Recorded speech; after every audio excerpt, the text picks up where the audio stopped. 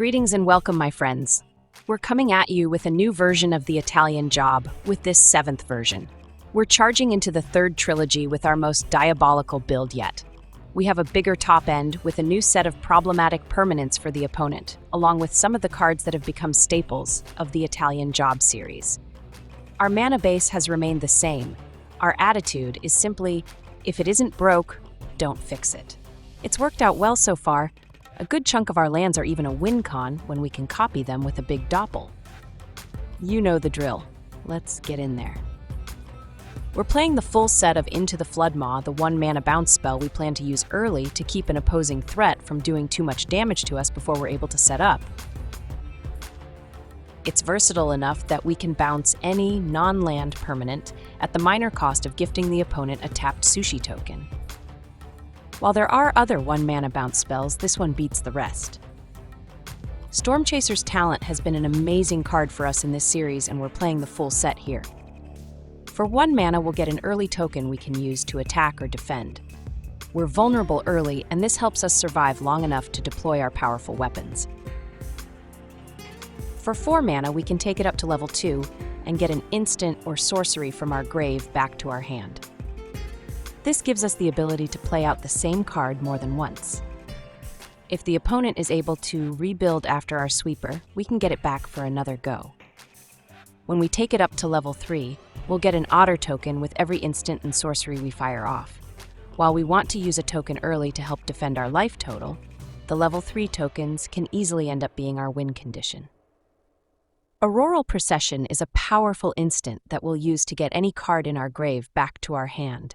It's a cheap way to get back anything we've already used or the opponent has destroyed that we want to have on board. This gives us our deck a surprising amount of strength. We did go without it in the 6th version, and it became clear we needed the ability for some of our cards to surge right out of the grave and slap the opponent a 2nd or 3rd time. Doppel is the signature card of the series. With it, we can copy any of our permanents multiple times. But we can also use the Doppel to copy the opponent's cards, and we can use their weapons against them. While a big Doppel is pretty expensive, we have Ramp to make our hopes and dreams a reality. Stock Up is our card of choice for finding other cards we need. It's only 3 mana, and it gives us 2 of the top 5 cards from our deck. While there are other search cards, Stock Up gives us the 2 best cards from the top 5 as early as turn 3. And on later turns, it is still effective at digging us through our deck while potentially leaving mana up for other spells. With 5 mana, we can get it back with an Auroral Procession and be able to play Fire It Off again. Ancient Cornucopia is a little bit of ramp as well as life gain in 1 artifact. Not only do we ramp, but it also color fixes. We do need doubles of green and white in a 3-color deck, and the Horn of Plenty is able to get us a 2nd of each color when we need it. Map the Frontier is another ramp card. This one will fetch out a pair of lands for us. We can use it to get a pair of basics or a pair of our deserts, or one of each. The only land we can't grab with it is a Fabled Passage. Beyond the Quiet is our sweeper. It exiles so enemy men with indestructible will be swept away along with all other men. We prefer the exile effect, as that stops enemy men from coming back, and we avoid any dies triggers as well, so men from sacrifice decks will go away without taking any points off our life total. This will also hit spacecraft, so we need to be careful as we could take out one of our own cards when we fire this off. Sequencing will be critical, and being able to plan out turns later in the game will be key. Elspeth, Stormslayer is a new addition to the series of decks. It gives us a way to generate token blockers, but more importantly, Elspeth doubles the amount of tokens we generate, and her 0 loyalty ability can give us a team of pumped-up flying attackers. Her -3 ability gives us a way to deal with enemy men that are 3 mana or more. It's a great ability to have if the opponent doesn't want to commit too many men to their board for fear of a sweeper. Vivien Reid is a card we brought in to help deal with opposing artifacts and enchantments. We can use her -3 ability to destroy any of problem permanents, and it can even snipe enemy men with flying. Her +1 ability lets us look at the top 4 cards of our deck and keep a land or creature card. While we don't have men to find this way, It's a great way to make sure we keep playing out lands to help power out our pricier cards. With this deck, we need as much mana as possible, and getting a land every turn will help power out bigger and bigger Doppels. Planetarium of the Wanshi Tong is a new artifact that we've been trying out in different decks. It is colorless, so all we need is 6 mana regardless of color to play it out. With it, we'll get a free spell when we scry or surveil. For a single mana, we can use the Planetarium to scry too. We don't have other ways to scry or surveil in the deck, so it's all on the Planetarium alone. This gives us an additional way of getting more plays, so we're not relying on just stock up to find more action. The Green Virtue is a critical enchantment in all our Italian job decks. It lets us get back a creature or land from our grave for just 1 mana, and when we play it out as an enchantment, it'll make our basic lands tap for triple the normal amount of mana. Just 1 virtue is enough to power up our Doppels to levels that can make the opponent weak in the knees. Ugin, the Eye of the Storms, is a powerful card that opponents love to scoop to when they see it being played. On his way in, Ugin will exile a permanent that is 1 or more colors. Ugin is not just additional card draw and life gain, thanks to his +2 ability, but he is also removal. We do have 3 colorless cards we can play out to exile additional permanents, though the Battleship is removal all on its own.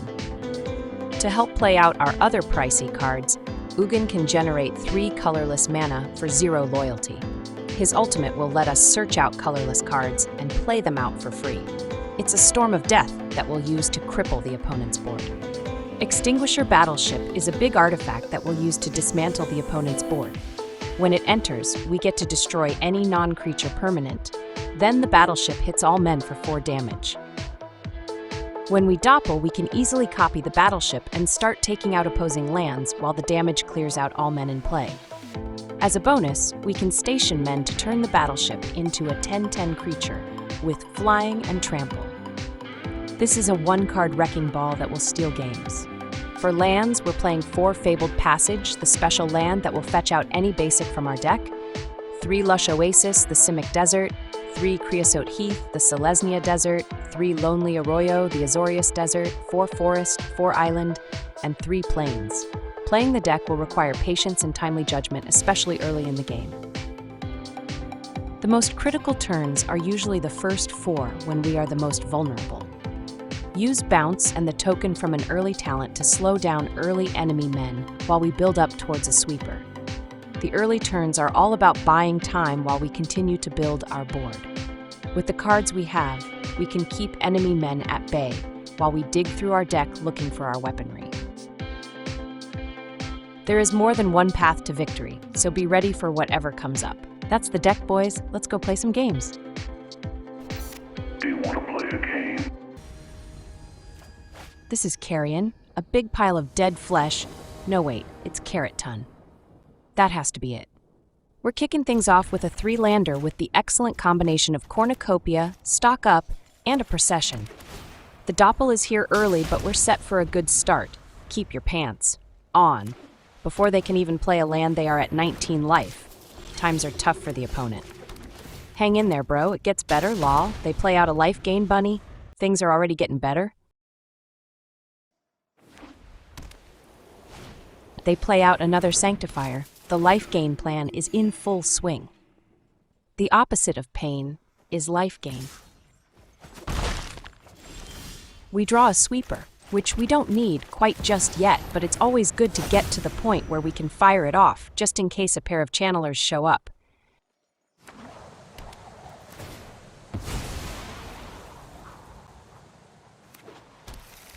They go triple Sanctifier. That's going to be 3 life gained every time they land another one of their men. We're fighting a fight we can't win, boys. Just kidding. We're going to make them put it back in their pants. This turn, we're going with our Stock Up. We could fetch out a land and fire off the sweeper, but their men are only doing 3 damages, and that's something we can offset with the life we gain from the Horn of Plenty. We're not in any danger. That's an Ugin, and as much as I'd like to take him, we do have a Battleship in hand that will smash their current men, but we need to get to 8 mana first. Let's grab a land to go along with the bounce. They drop in a cat collector, it'll spit out a cat token, and they'll gain a significant amount of life. No lie, we're scared, bro.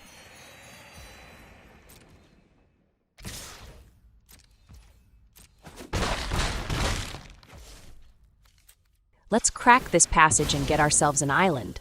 Then we can fire off the procession to get our stock up back from the grave.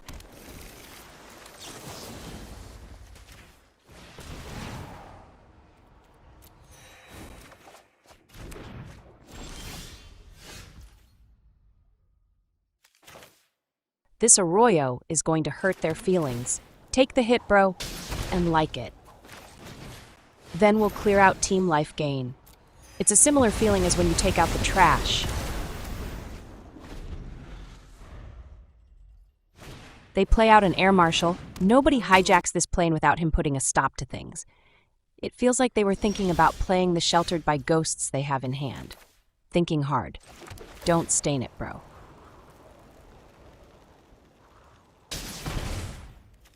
We're firing off this stock up a second time. This one card has gotten us 4.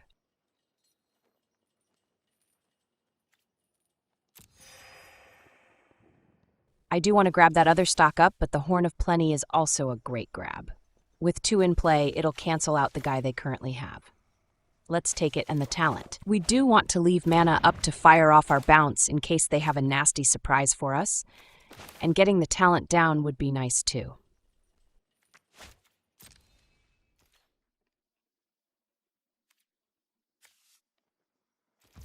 Before we ship the turn, let's play out the second Cornucopia, and we'll still have the bounce available.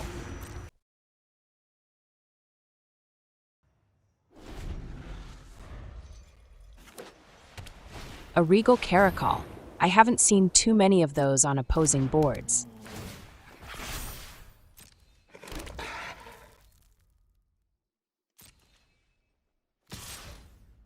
They send it, and we'll bounce one of the tokens. We don't want to bounce the attacker since we have enough for the battleship. We're really doing what we can to keep our life total up. We draw a second battleship, which is extra insurance against a deck trying to win with men. Bombs away, fire in the cat hole.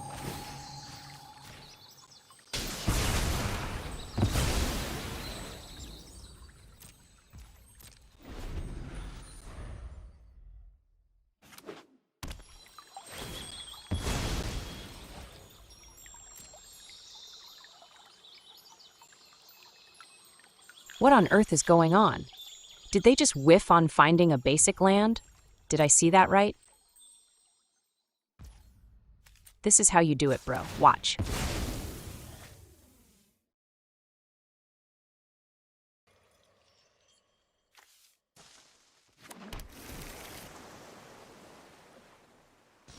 We get a second talent and we'll play 1 out. As soon as we can, we'll take it up to level 2 and get back our stock up.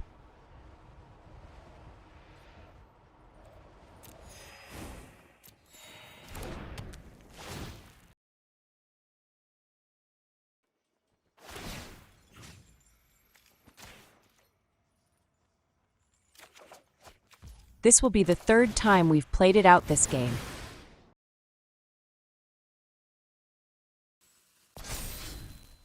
This time we will grab Ugin and we'll take a second stock up. We've got enough firepower to crush them. All we need is time.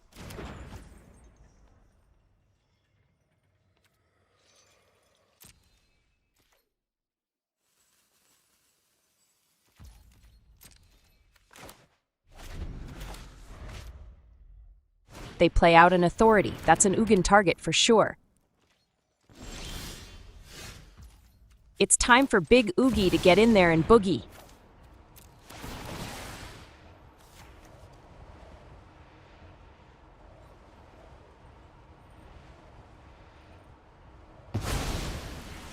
Preparation heals. I am the master. Our goals align, so you have my aid.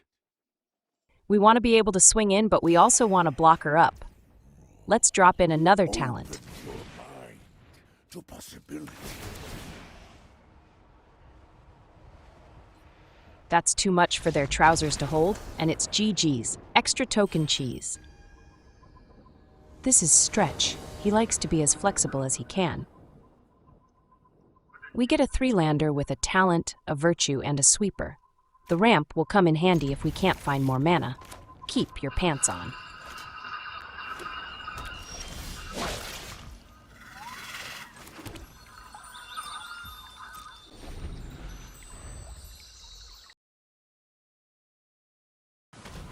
They play out a faithful reanimator, apparently.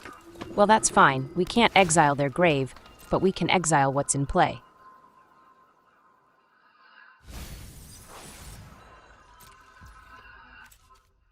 We'll crack our passage and turn it into a forest. This way, we can get the passage back with the virtue, and we'll guarantee ourselves 4 mana, which is enough for the frontier.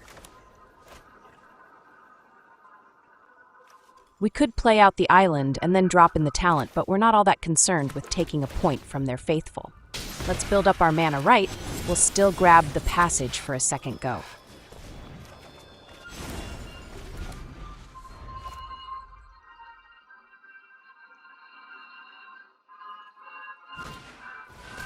They play out a Wayfarer, a self-mill guy that gets them back a land.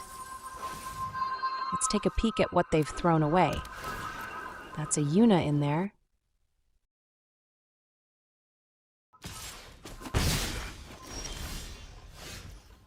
We drew a bounce, a card that could be huge. We'll use it to bounce whatever they reanimate. That is, if we don't have the mana for our sweeper. We'll play out the talent this turn. The Otter token should do a pretty good job of holding their men back.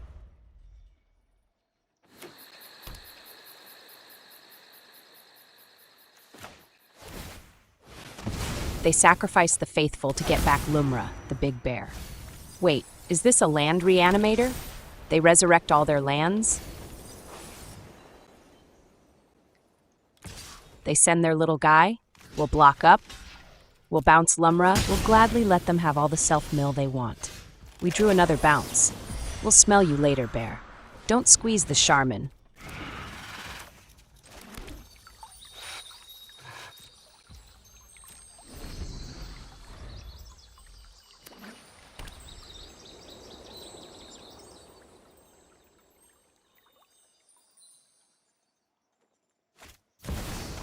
They impending out a black overlord. I thought I counted enough mana for them to play it out for its full price. No? Am I wrong?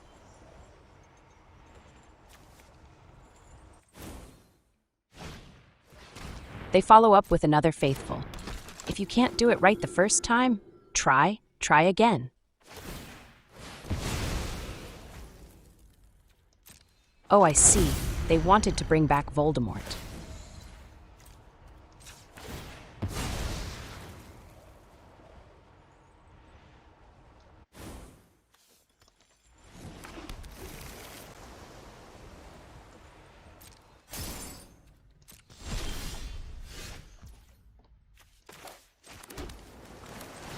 I would be worried, but I'm too busy firing off Sweeper.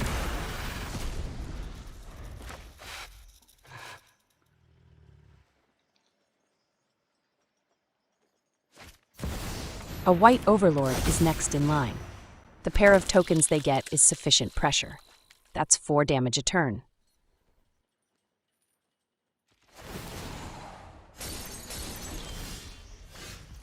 We draw a second virtue, which is great. We can spend a chunk of our turn ramping.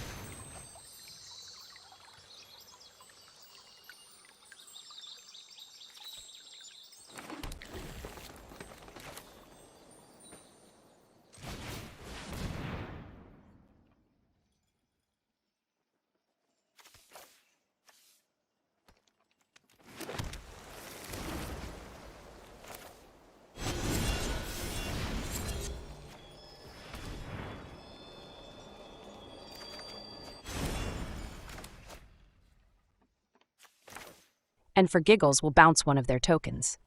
4 damage a turn is pressure. 2 damage a turn is not.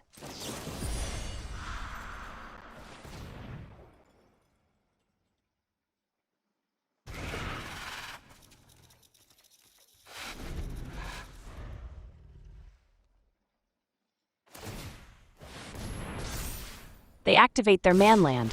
so it looks like they might be out of threats in their hand, and they're not in a hurry to play out Lumra again.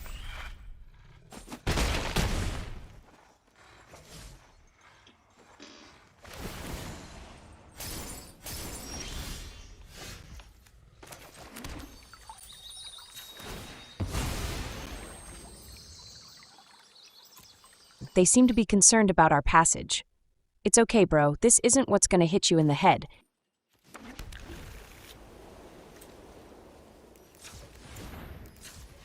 It's time to drop in a virtue. The mana will give us crushing power. You smell that, boys? That's fear.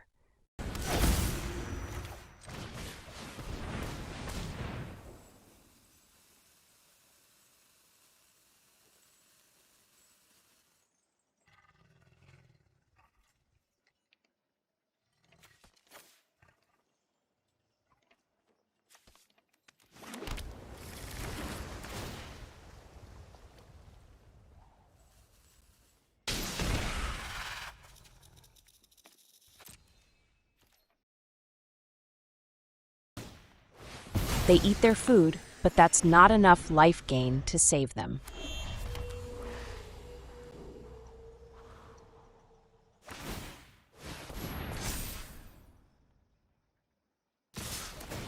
The angry outhouse comes at us again. That is the best they can do. We'll take the damages, bro.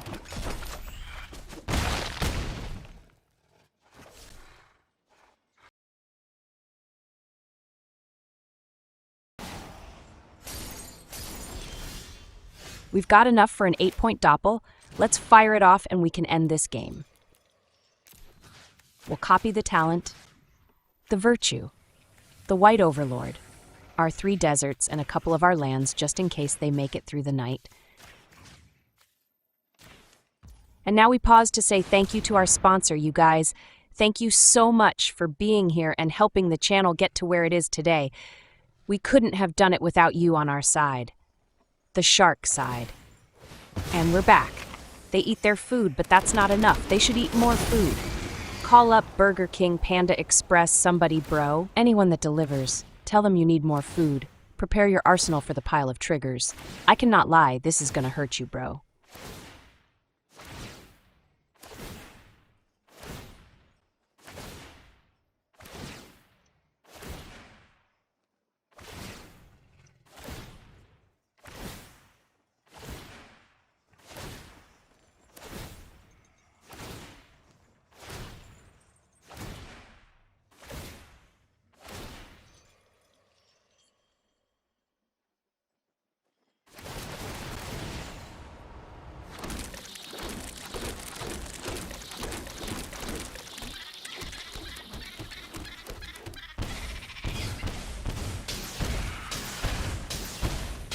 The best part is the land slaps. Pow pow. Eat the damages, bro. Eat them like a pie.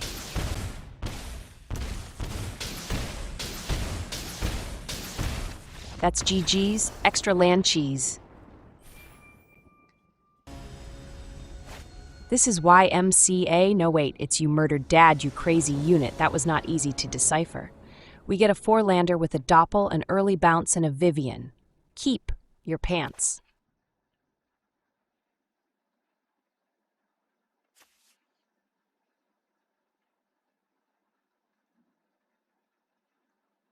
Oh, hell no. Mull. Then we get a 1-lander. This is an improvement, not mull. Then we get a 4-lander. This time we have double stock up and a bounce. This will have to work. Keep. We'll ship a stock up and a land. This early bounce has to keep us alive until we can stock up. They sleight of hand, which is not pressure, so we're fine with that. We draw a top-end card. We'll get there eventually.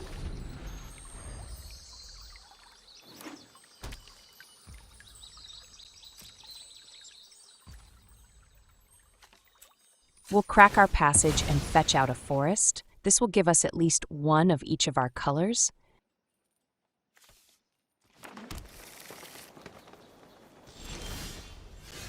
We get another passage, but this turn we'll play the island. It'll make our bounce available, and we can use the passage later when it'll fetch a land out and have it enter untapped. A Stormchaser's talent? I'm not used to seeing those on the other side of the board. That's our card, bro.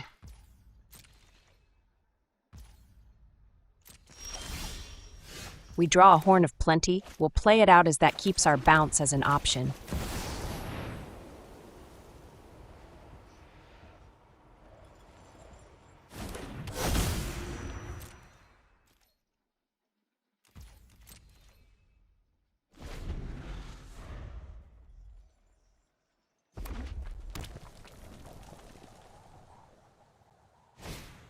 They go for a Scholar, the flying 2/2 with Vigilance. Is this one of those tempo decks?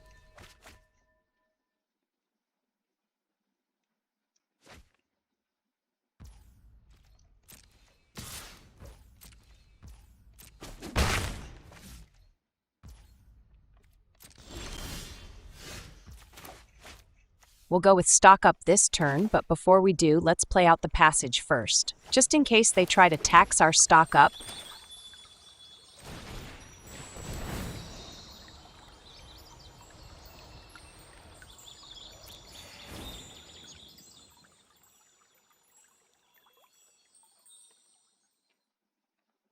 Four out of our next 5 draws were going to be lands. We're dodging a bullet. Let's grab some blue mana and the talent. That gives us the ability to get the Stock Up back from the grave, plus an otter token we can use to trade away men.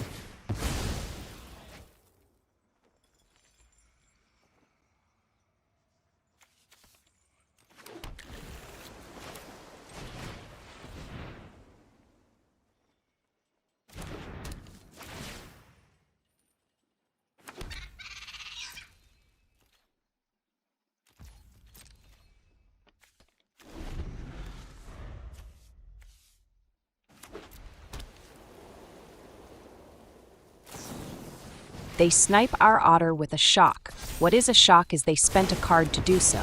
No worries, as we'll bounce their token when they send it.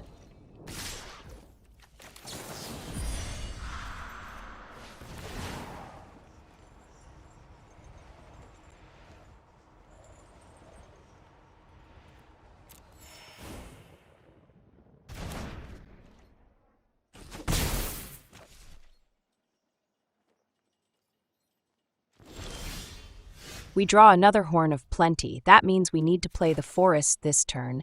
That way we can land the Cornucopia and have 4 mana to take the talent to level 2.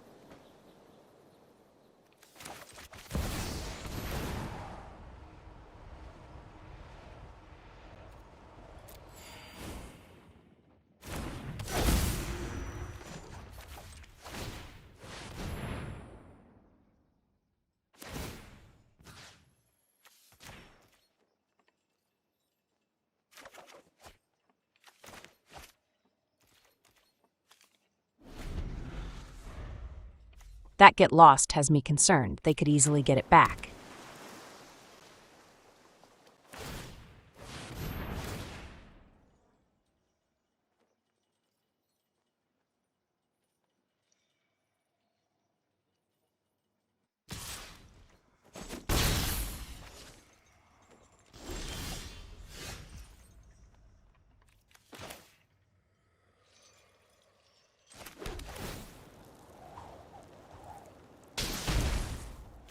We have the mana to play out the Planetarium and activate it right away. It's a great way to get a slight advantage. They counter it with a No More Lies. Well, at least we know they have some counters. We still have the Stock Up, and we have a Doppel now as well. What the crock? They play out a Carrot Cake. That looks kind of odd with their Scholar.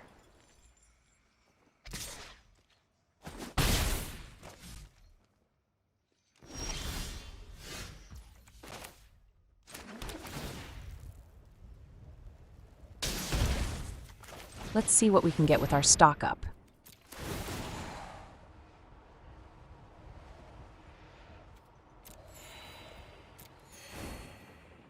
The Battleship is definitely something we want. We'll take it, and some ramp should be fine. We do have the mana to fire off the Frontier.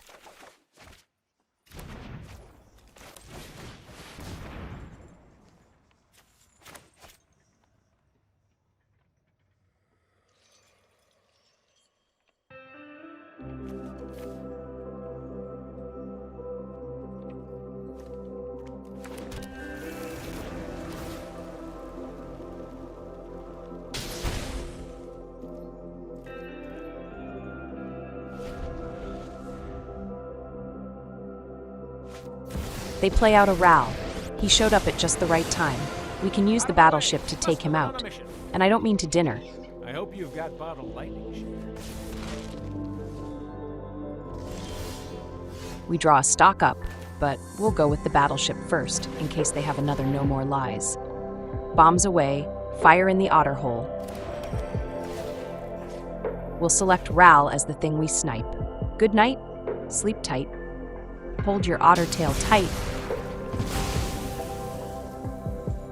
We'll follow up with our stock up.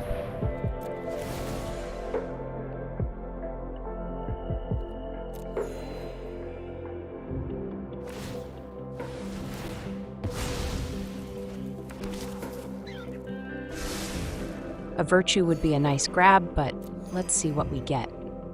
We'll take the talent here. They have a removal that we still need to work around, and we'll take another stock up.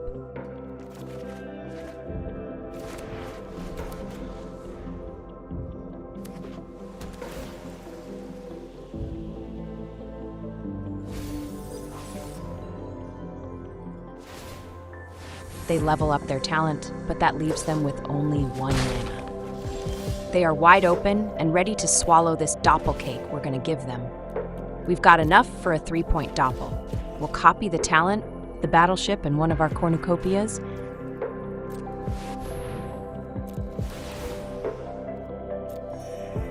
They blow chunks and get the smell out of town.